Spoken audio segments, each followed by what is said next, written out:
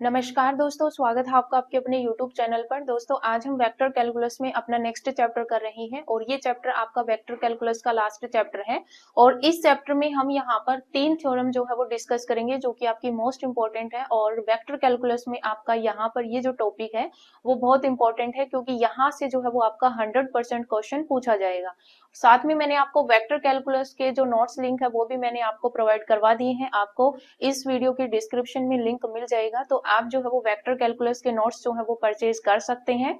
ये जो है वो आपके नोट्स जो रहेंगे वो आपके सिर्फ 29 रुपए के जो है वो आपके यहाँ पर ये नोट्स रहेंगे। आपको जो है वो 29 रुपए में यहाँ पर वेक्टर कैलकुलस के कंप्लीट नोट्स मिल जाएंगे। इसमें आपको 5 चैप्टर मिलेंगे जो मैंने आपको वीडियोस जो है वो आपको यूट्यूब पे प्रोवाइड करवा दी है।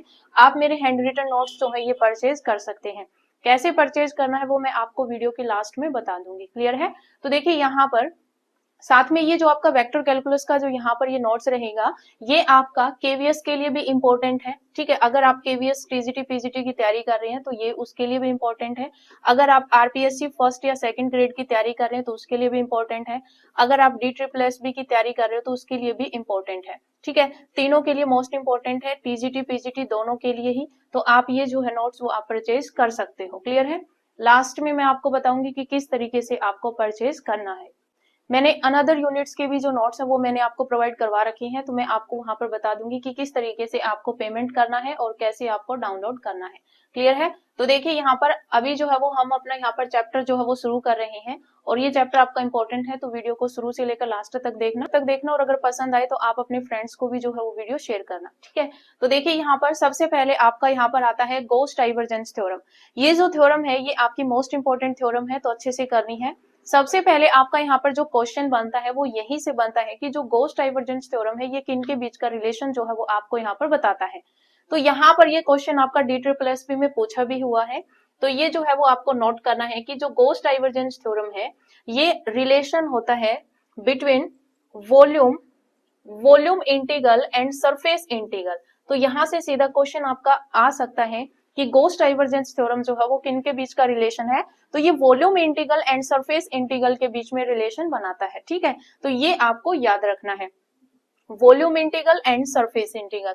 तो गॉस डाइवर्जेंस थ्योरम किसके बीच का रिलेशन है? Volume integral and surface integral. ठीक है, उसके बाद यहाँ पर देखिए मेन चीज तो ये जो है वो आपको ये जो स्टेटमेंट्स हैं ये आपको रटनी ही पड़ेंगी। आप बार बार इनको जो है वो यहाँ पर पढ़िए, आप बार बार लिख के देखिए, आपको ये स्टेटमेंट्स जो है वो याद हो जाएंगी। क्लियर है? अब देखिए यहाँ पर गॉस डाइवर्जेंस थ्योरम जो है इसकी स्टेटमेंट क्या कहती है। मेन चीज जो आपको यहाँ पर ध्यान रखनी है वो आपको यहाँ पर ये स्टेटमेंट ही ध्यान रखनी है जो कि आपका यहाँ पर ये वॉल्यूम इंटीग्रल और सरफेस इंटीग्रल है। हमने वॉल्यूम इंटीग्रल भी पढ़ा है, हमने सरफेस इंटीग्रल भी पढ़ा है। सरफेस इंटीग्रल से मैंने आपको लास्ट जो चैप्टर करवाया था उसमें मैंने आपको बताया था जो सरफेस इंटीग्रल है उससे हम फ्लक्स को जो है वो यहाँ पर कैलकुलेट करते हैं। मैंने आपको बताया कि फ्लक्स कैलकुलेट करना जो है वो आपका बहुत लेंथी प्रोसेस होता है, तो उसके लिए हम यहाँ पर ये आपका इसी मेथड से जो है वो फ्लक्स निकलता है क्योंकि फ्लक्स का आपका यही जो है वो फॉर्मूला होता है, लेकिन ये लेंथी बनता है। इस वजह से हम यहाँ पर गॉस डाइवर्जेंस थ्योरम में इसको इसके अंदर कन्वर्ट करके फ्लक्स निकालने के लिए हम इसको जो है वो हम यहाँ पर गॉस डाइवर्जेंस थ्योरम में कन्वर्ट करके जो है वो फ्लक्स कैलकुलेट कर लेते हैं। ठीक है, तो यहाँ पर जो है ये आपको ध्यान रखना है।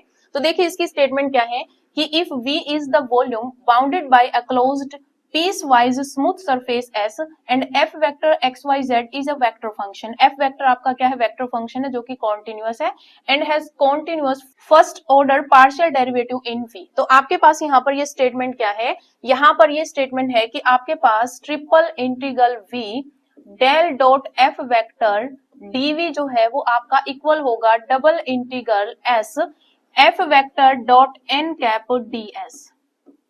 ठीक है, ये आपको यहाँ पर ध्यान रखना है। और यहाँ पर पता है कि डेल डॉट एफ वेक्टर क्या होता है? ये आपका डाइवर्जेंस होता है। क्या होता है? डाइवर्जेंस होता है। तो divergence of F vector dV इस तरीके से भी जो है वो आप इसको यहाँ पर लिख सकते हैं। ठीक है, हमने ग्रेडियंट डाइवर्जेंस और कर्ल वाले चैप्टर में हमने किया था कि डेल डॉट एफ वेक्टर आपका क्या होता है? डाइवर्जेंस होता है। तो हम यहाँ पर डाइवर्जेंस निकालेंगे एफ वेक्टर का। जो भी वेक्टर आपको गिवन होगा उसका हमें क्या निकालना है? डाइवर्जेंस निकालना है। यहाँ पर 3 इंटीग्रल है, आपको लिमिट्स भी गिवन होगी, देन आपके पास यहाँ पर लिमिट्स आप कैलकुलेट कर लेंगे। डीवी आपके पास क्या होता है? डीवी आपके पास dx dy dz होता है। ठीक है, ये आपको कैलकुलेट करना आता ही है। ठीक है, तो इस तरीके से जो है वो आपको यहाँ पर गॉस डाइवर्जेंस थ्योरम की जो ये स्टेटमेंट है ये आपको याद रखनी है। क्या होती है? Triple integral v del dot F vector dv equals to में double integral s F vector dot N cap ds। Clear है? तो ये स्टेटमेंट आपको एज इट इज याद रखनी है। ये आपके पास सरफेस इंटीग्रल होता है, ये आपका वॉल्यूम इंटीग्रल होता है, दोनों के बीच का जो रिलेशन है वो आपके पास गॉस डाइवर्जेंस थ्योरम बन जाती है। क्लियर है? ये आपको एज इट इज याद रखनी है। उसके बाद देखिए यहाँ पर नेक्स्ट जो है वो आपके पास अनदर स्टेटमेंट है, और ये जो अनदर स्टेटमेंट है ये आपको एज इट इज याद रखनी है। ये जो अनदर स्टेटमेंट है ये आपकी और कुछ नहीं है। यहाँ पर जो मैंने लिखा हुआ है, जो आपने अभी वर्डिंग में यहाँ पर किया, मैथमेटिकली अभी आपने यहाँ पर जो किया कि ये आपके पास जो वॉल्यूम इंटीग्रल है वो आपका सरफेस इंटीग्रल के इक्वल होता है, वही जो है वो यहाँ पर वर्डिंग के अंदर लिखा हुआ है। तो देखिए यहाँ पर जो आपके पास अनदर जो स्टेटमेंट है ये क्या कहती है कि देखिए यहाँ पर ये जो नेक्स्ट आपके पास जो अनदर स्टेटमेंट है ये आपकी क्या कहती है, ये और कुछ नहीं है। यहाँ पर ये जो स्टेटमेंट मैंने आपको बताई, यही स्टेटमेंट जो है वो आपकी वर्डिंग में लिखी हुई है। ये मैथमेटिकली हो गई, ये आपकी वर्डिंग में हो गई। क्या कह रहा है कि the surface integral of the normal components of a vector function F vector takes over a closed surface is equals to the volume integral of divergence of f vector। कि जो आपके पास वॉल्यूम इंटीग्रल, मैंने आपको बताया volume integral में जो del dot F vector ये आपका डाइवर्जेंस ही होता है, तो डाइवर्जेंस ऑफ एफ वेक्टर के इंटीग्रल के इक्वल होता है यहाँ पर सरफेस इंटीग्रल। यही जो है वो आपका वर्डिंग के अंदर लिखा हुआ है। बार बार इस स्टेटमेंट को आप पढ़ें, आप जो है वो बिना देखे इसको लिख के देखें, तो आपको जो है वो ये याद हो जाएगी। तो आपको ये दोनों ही स्टेटमेंट जो है वो एज इट इज याद रखनी है। उसके बाद यहाँ पर नेक्स्ट जो है वो आपके पास गॉस डाइवर्जेंस थ्योरम के अंदर आपके पास यहाँ पर एक और अनदर फॉर्म होती है, जो कि आपकी यहाँ पर ये कार्टेशियन फॉर्म होती है। ये जो कार्टेशियन फॉर्म है ये आपको एज इट इज याद रखनी है। यहाँ पर जो है वो आपको क्या ध्यान रखना है, देखिए ये जो आपके पास फॉर्म है, मैं आपको याद करने का तरीका बताती हूँ। यहाँ पर जो है वो आपको क्वेश्चन के अंदर जो है वो इस तरीके से जो है वो फॉर्म दी हुई मिलेगी। जैसे यहाँ पर दिया हुआ है कि F1 dy dz प्लस में F2 dz dx प्लस में F3 dx dy। ये फॉर्म जो है वो आपको क्वेश्चन के अंदर दी हुई मिलेगी। अगर आपको ये क्वेश्चन के अंदर फॉर्म मिल जाए तो आपको क्या करना है, आपको यहाँ पर F1 का x के रिस्पेक्ट पार्शियल डेरिवेटिव कर देना है, F2 का y के रिस्पेक्ट पार्शियल डेरिवेटिव कर देना है, F3 का z के रिस्पेक्ट पार्शियल डेरिवेटिव कर देना है। तीनों को ऐड करना है, बाहर dx dy dz लग जाएगा क्योंकि वॉल्यूम इंटीग्रल है। 3 इंटीग्रल आपके पास यहाँ पर आएगा तो सभी को ऐड करना है और बाहर आपके पास dx dy dz लग जाएगा। तो ये जो है वो आपको एज इट इज ये स्टेटमेंट याद रखनी है। आपको क्वेश्चन में क्या मिलेगा, मैंने आपको बता दिया कि आपको क्वेश्चन में इस फॉर्म को जो है वो दिया हुआ मिलेगा। F1 है तो मतलब इसके साथ dy dz होगा, फिर आपके पास F2 है तो मतलब इसके साथ आपके पास dz dx होगा, फिर आपके पास F3 है तो इसके साथ आपके पास dx dy होगा।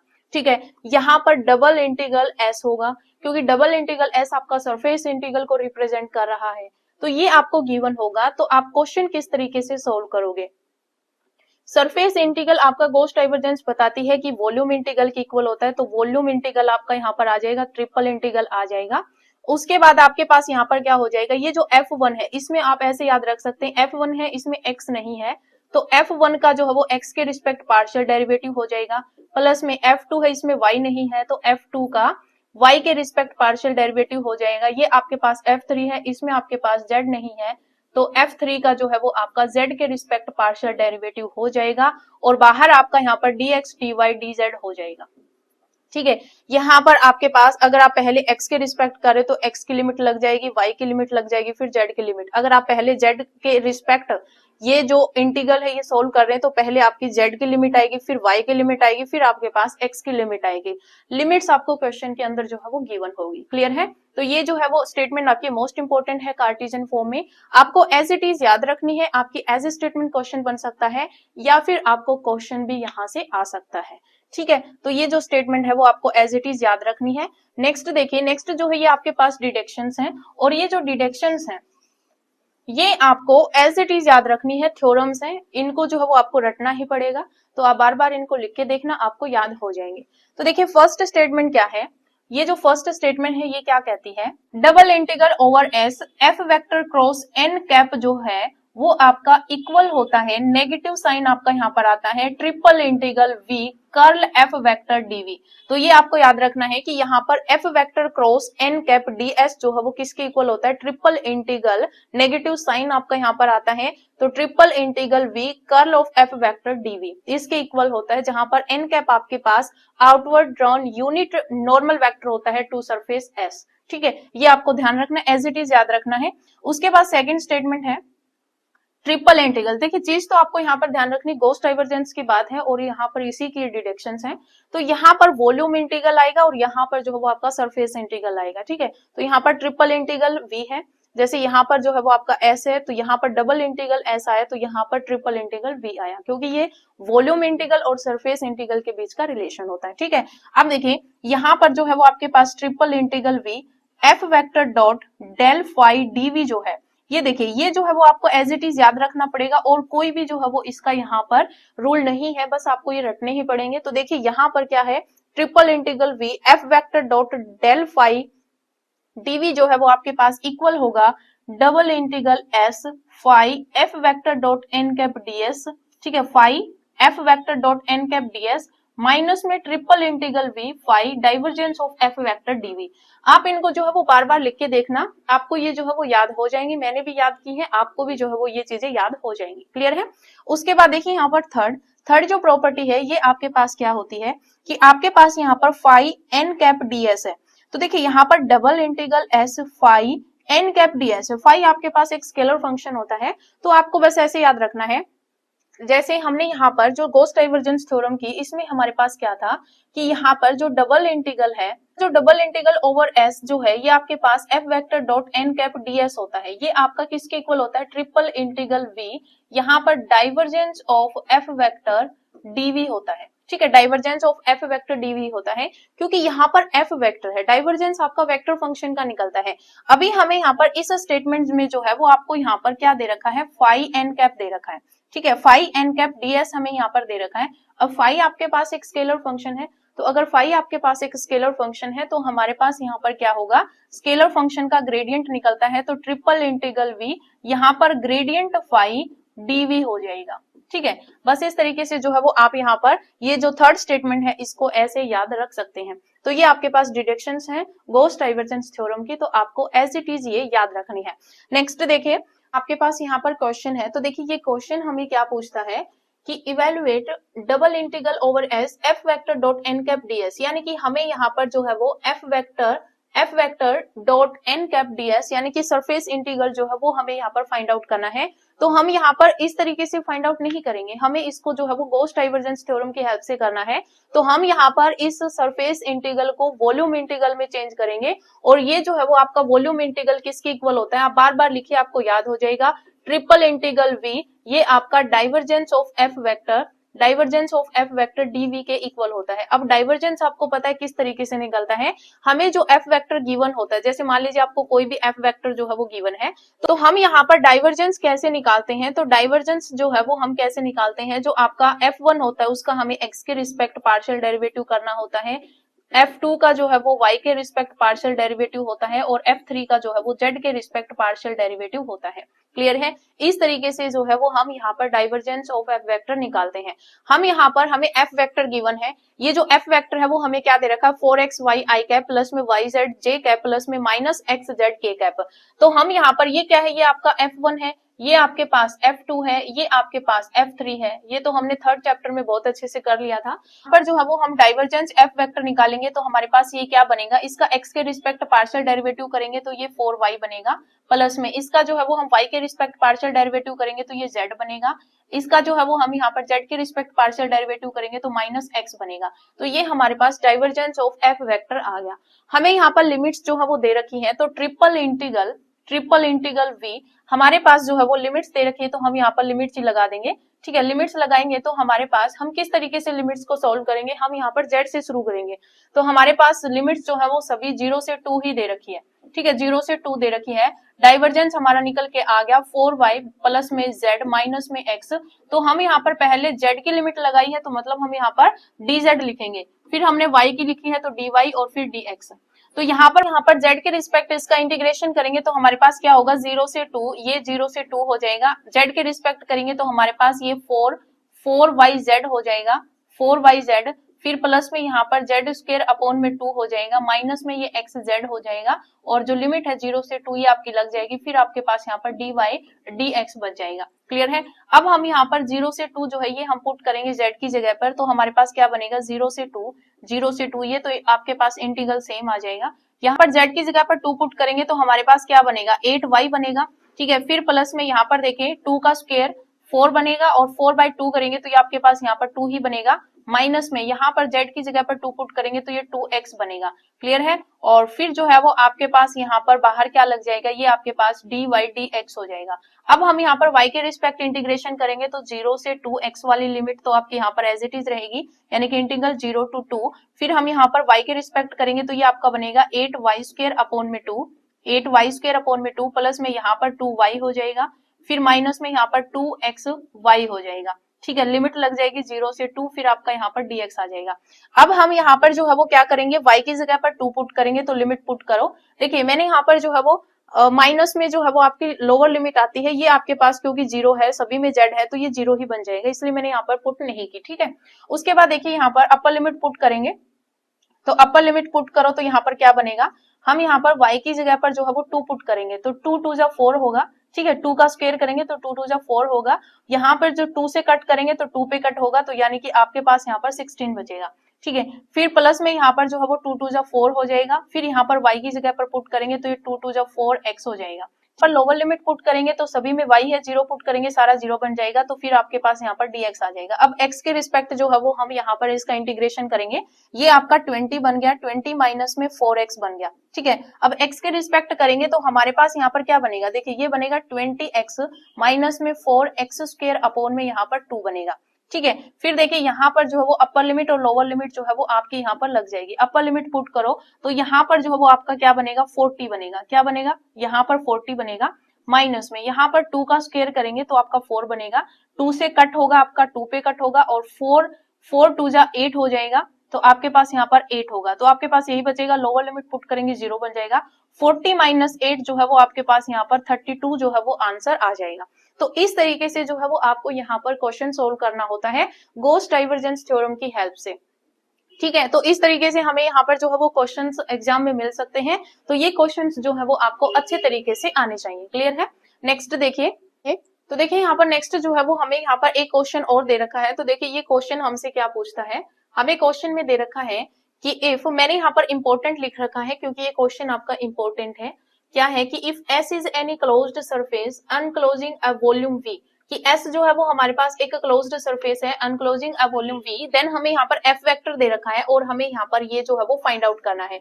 ये आपके पास सरफेस इंटीग्रल है। सरफेस इंटीग्रल को हम यहाँ पर जो है वो वॉल्यूम इंटीग्रल में चेंज करेंगे क्योंकि गॉस डाइवर्जेंस थ्योरम का हम यूज करेंगे।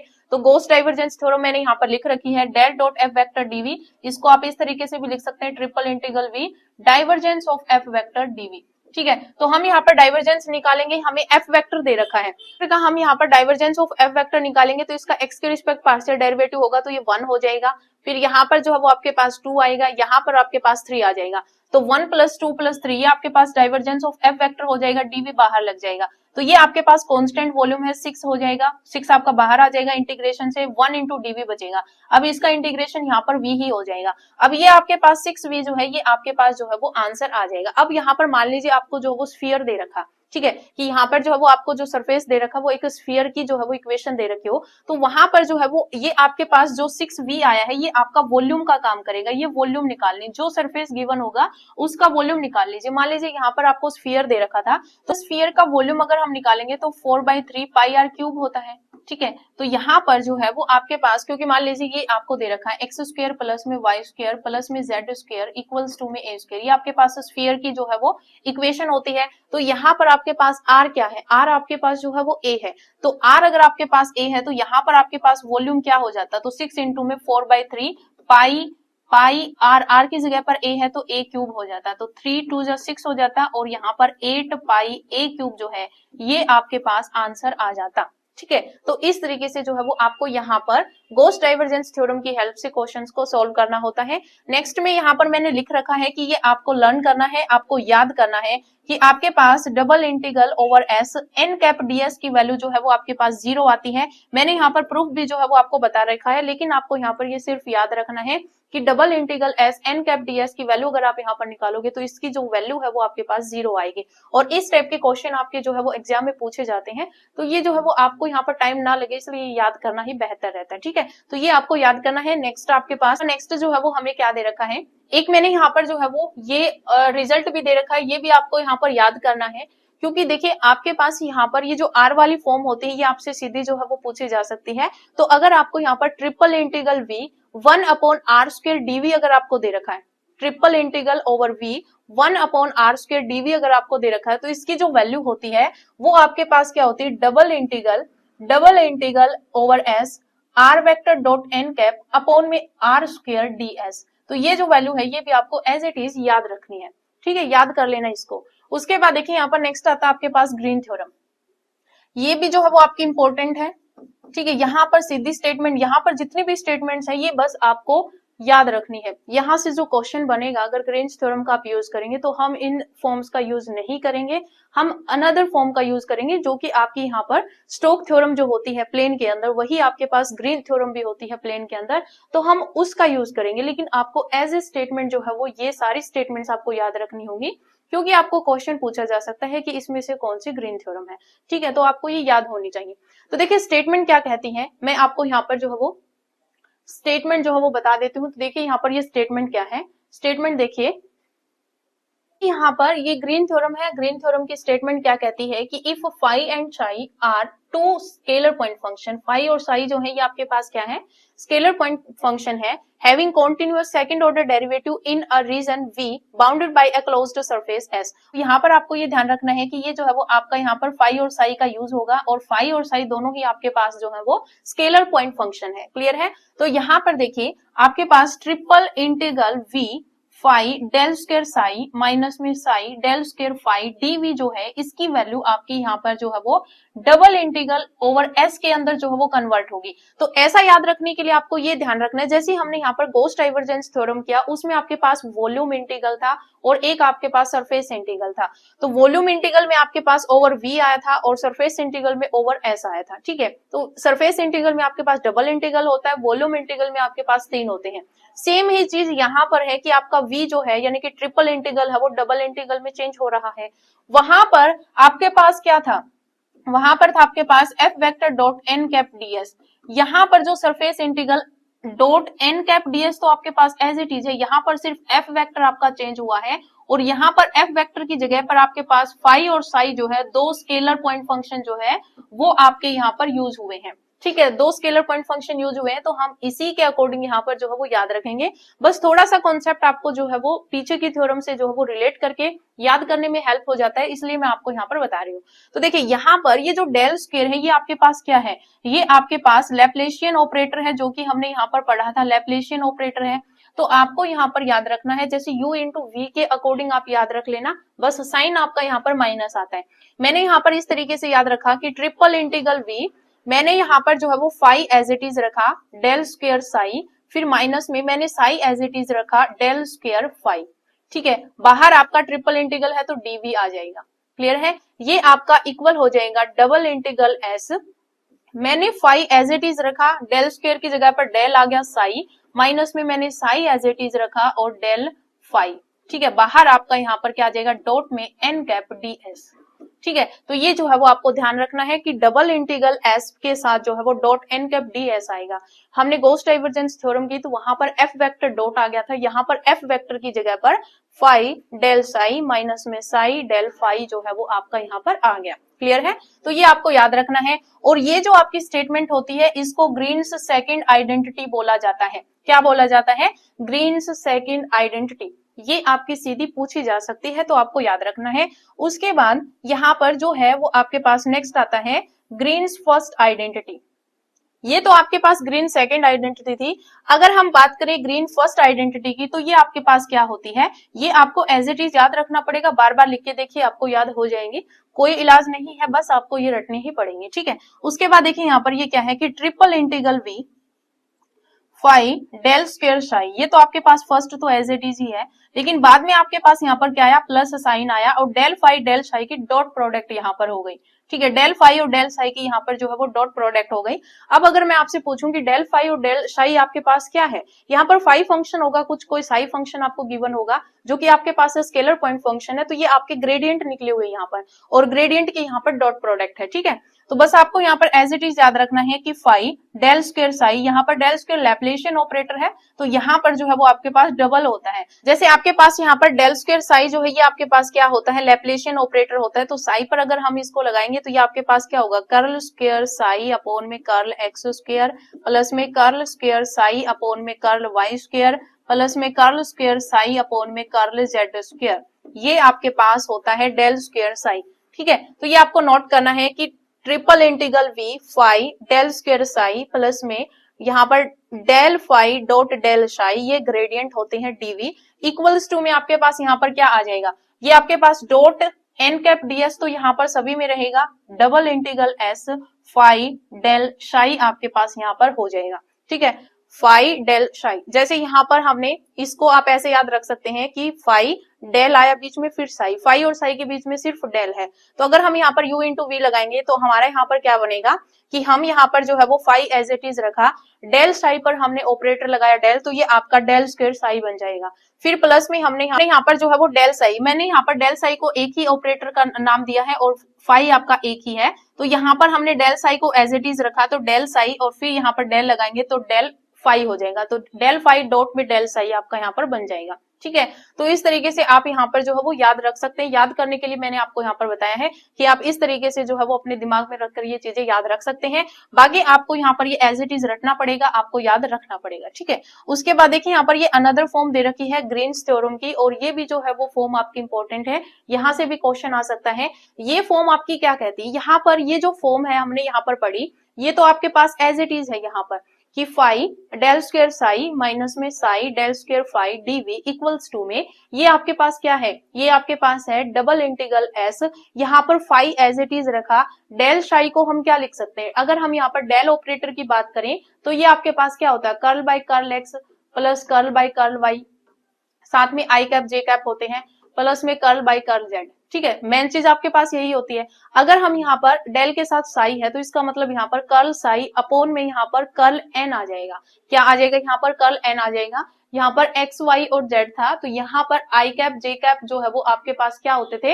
ये डायरेक्शन होते थे। यहाँ पर जो है वो एन का यूज कर लिया एन कैप का, तो यहाँ पर जो है वो डेल साई अपॉन में डेल एन हो गया, माइनस में यहाँ पर जो है वो आपके पास साई है, फिर आपके पास यहाँ पर curl phi by curl n हो गया, ठीक है। आप इसको डेल बाय डेल बोलो या फिर कर्ल बोलो, आपकी मर्जी है, ठीक है। तो ये जो है वो आपको एज इट इज रिजल्ट जो है वो आपको याद रखना पड़ेगा, और ये रिजल्ट आपका इंपॉर्टेंट है, एज इट इज याद रखना। यहाँ पर मैंने आपको 3 रिजल्ट करवाए हैं, एक आपका ग्रीन्स सेकंड आइडेंटिटी हो गया जो कि आपकी यहाँ पर ग्रीन्स थ्योरम ही होती है, और एक मैंने आपको यहाँ पर ग्रीन्स फर्स्ट आइडेंटिटी करवाया, और एक मैंने आपको यहाँ पर अनदर फॉर्म करवाई है ग्रीन्स थ्योरम की, ठीक है। तो ये सारी चीजें जो है वो आपको एज इट इज याद रखनी है, आप अच्छे से ये जो है वो देख लीजिए, ठीक है। तो ये आपके पास होती है यहाँ पर ग्रीन्स थ्योरम।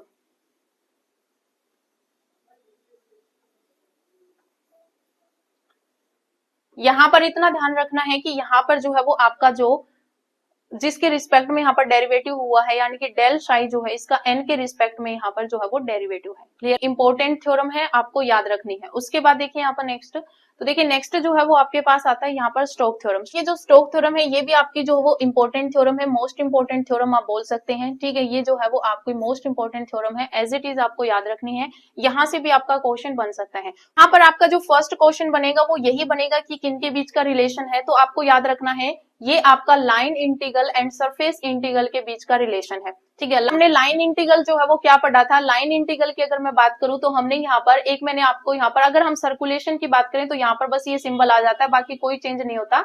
ये अगर सर्कुलेशन में लिखोगे तो आप इस तरीके से लिखोगे, नहीं फिर आप यहाँ पर सीधा ही जो है वो इंटीग्रल ओवर सी यहाँ पर लिखोगे।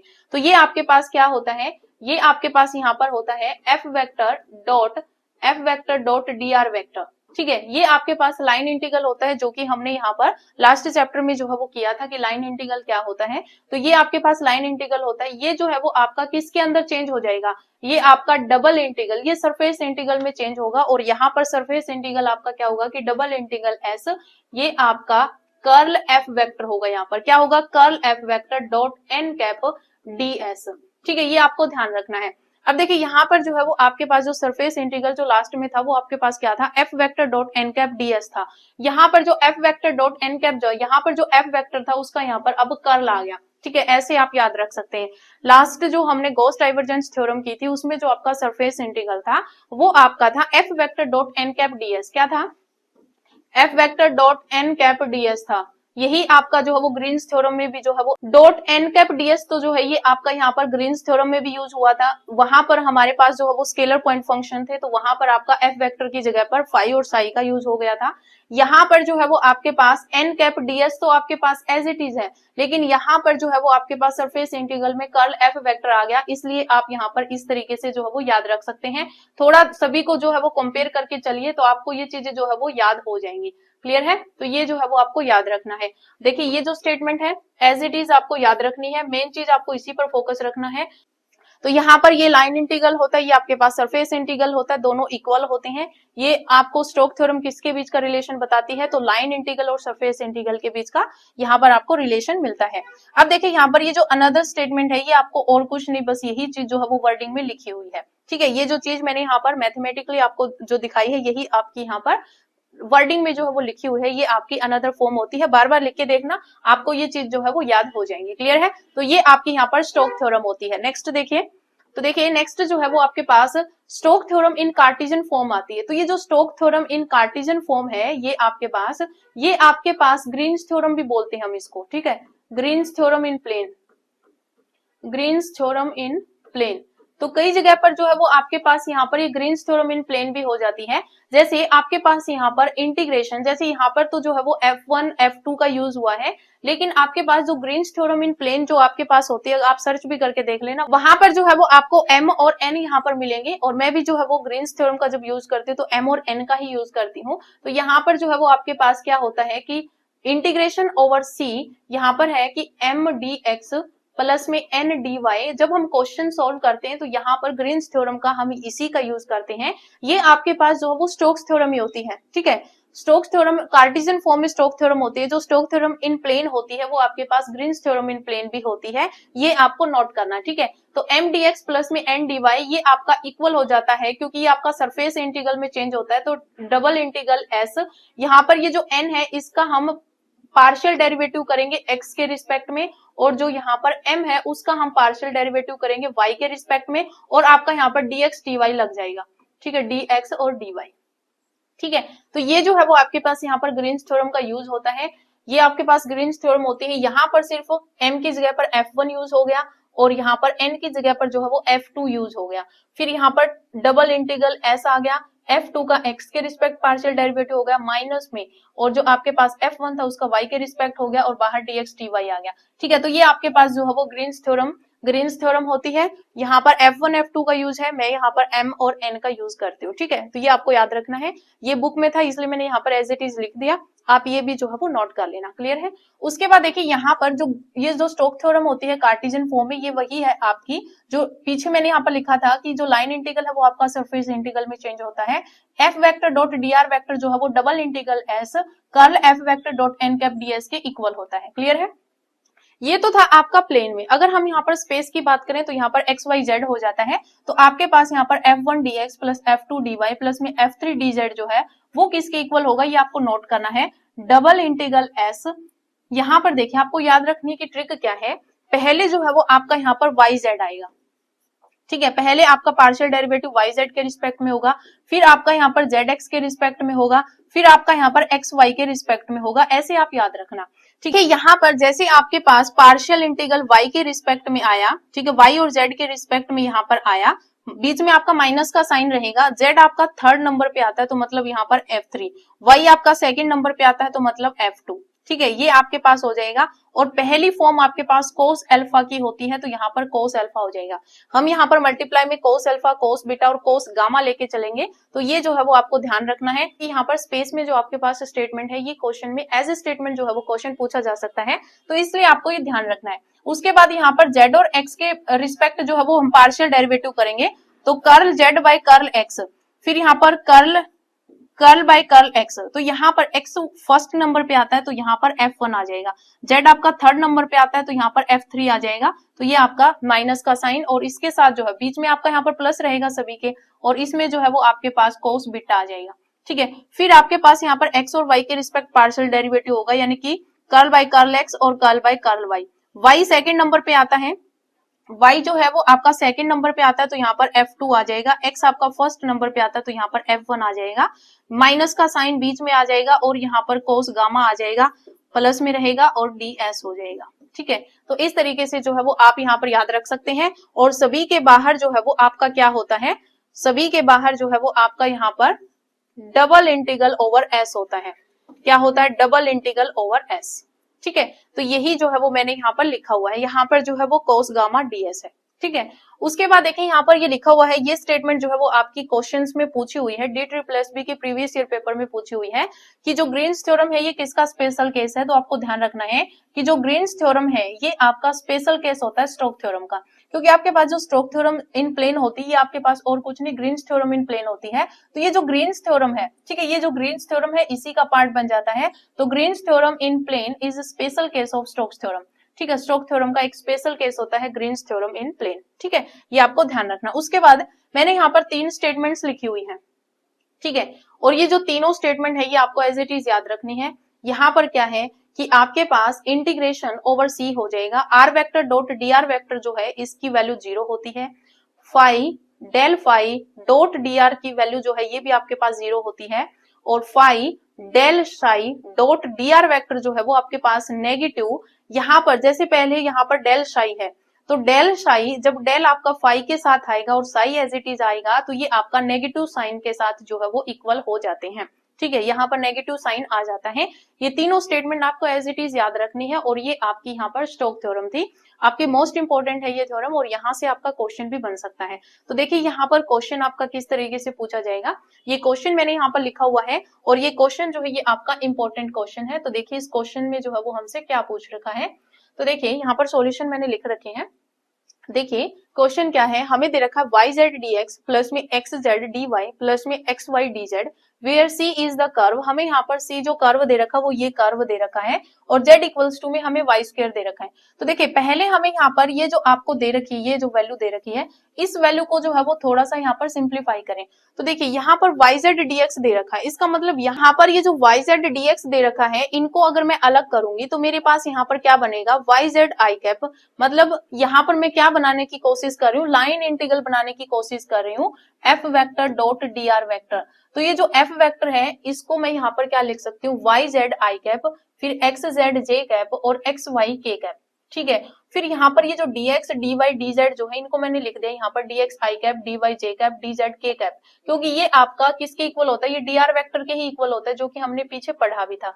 हम इनकी जब डॉट प्रोडक्ट करेंगे तो yz, क्योंकि i कैप जो है वो i कैप के साथ मिलकर डॉट प्रोडक्ट 1 बन जाता है, तो ये आपके पास यही बनेगा। ठीक है, तो इसको मैंने यहाँ पर इस तरीके से लिख दिया, मतलब ये फॉर्म आपकी क्या आ गई, यहाँ पर आ गया integration over C F vector dot D R vector आ गया। अब ये किसके इक्वल होता है, ये आपके पास इक्वल होता है curl F vector dot N cap d s के इक्वल होता है।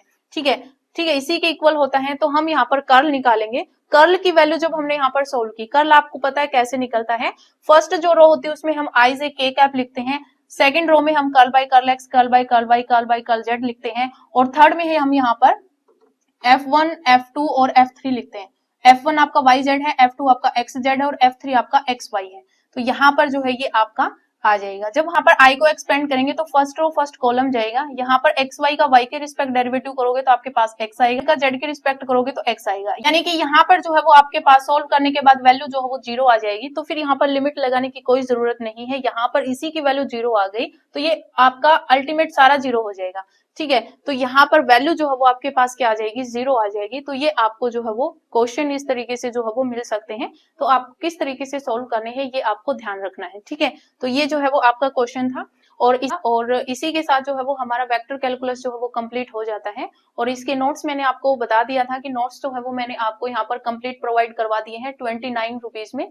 आपके जो टोटल जो पेज है वो आपके 78 पेज हैं, ठीक है। 78 पेज हैं। आपको यहाँ पर जो मिलेगा वो आपको 5 चैप्टर मिलेंगे, साथ में आपको यहाँ पर जो है वो 20 तो अलग से आपको एमसीक्यू मिलेंगे, प्लस में यहाँ पर जो है वो 10 से 12 क्वेश्चन आपको थ्योरी के साथ मिल जाएंगे। तो मतलब आप ये मान के चलें कि 30 क्वेश्चंस जो है वो आपको यहाँ पर मिल जाएंगे, ठीक है। बाकी प्रैक्टिस जो है वो आप एमएससी एंट्रेंस की कोई भी बुक ले लीजिए, वहां से आप क्वेश्चंस प्रैक्टिस कर सकते हैं। इस नोट्स में जो आपको मिलेगा वो मैंने आपको यहाँ पर बता दिया। नोट्स परचेज कैसे करना है वो मैं आपको यहाँ पर बता देती हूँ। तो देखिए यहाँ पर जो है वो आप जब मेरे टेलीग्राम चैनल पे जाओगे तो आपको टेलीग्राम चैनल पर जो है वो आपको यहाँ पर नोट्स के लिंक मिलेंगे। अभी जो है वो यहाँ पर मैं आपको बता देती हूँ क्योंकि सभी में जो है वो सेम ही प्रोसेस होगा। तो मान लीजिए आपको जो है वो मैट्रिक्स स्पेस के नोट्स लेने हैं, ठीक है। तो आप क्या करोगे, यहाँ पर जो है वो लिंक पर क्लिक करोगे। लिंक पर क्लिक करने के बाद आपको यहाँ पर इस तरीके का जो है वो फॉर्मेट मिलेगा। यहाँ पर अमाउंट लिखी हुई है कि 29 रुपीज आपको पे करने हैं। आप यहाँ पर जो है वो ईमेल भर देना, आपकी खुद की ईमेल भरनी है, जो भी ईमेल आप यहाँ पर भरना चाहें। मान लीजिए मैं यहाँ पर आपको बताती हूँ, मैंने अपनी ईमेल यहाँ पर भर दी, ठीक है। रोमिका भार्गव, रोमिका कृष्ण भार्गव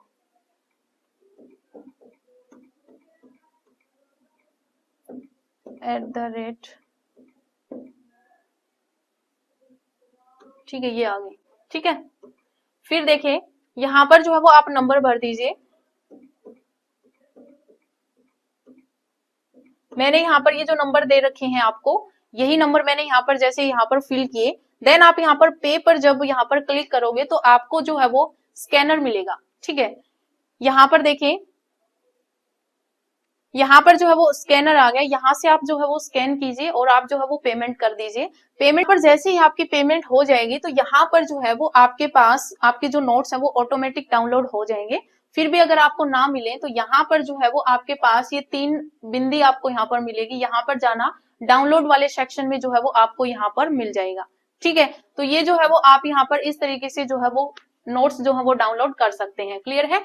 फिर देखिए अगर बाई चांस आपका यहाँ पर जो है वो नोट्स अगर आपको नहीं मिल रहा है, ठीक है, अगर आपको नोट्स नहीं मिल रहा है, क्या करना है, मैंने यहाँ पर जो है वो नंबर दे रखे हैं, ठीक है। ये जो नंबर है, ठीक है, ये जो नंबर है इस पर जो है वो आप यहाँ पर व्हाट्सएप पे जो है वो आप स्क्रीनशॉट भेज सकते हैं आपकी जो पेमेंट की हुई है उसका, और वहां पर जो है वो आप अपने नोट्स जो है वो ले सकते हैं। आपको जो है वो रिसिप्ट जो है वो यहाँ पर मिल जाएगी। लास्ट में आपका आ जाएगा कि आप अपनी रिसिप्ट जो है वो डाउनलोड कर सकते हैं, जो भी पेमेंट आपने की। तो रिसिप्ट जो है वो आप जब भेजेंगे, स्क्रीनशॉट पे भेज सकते हैं सीधा, तो वहां पर जो है वो आपको नोट्स जो है वो इस नंबर पे आपको व्हाट्सअप करना है, वहां पर भी आपको मिल जाएंगे, क्लियर है।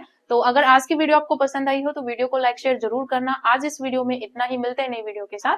धन्यवाद।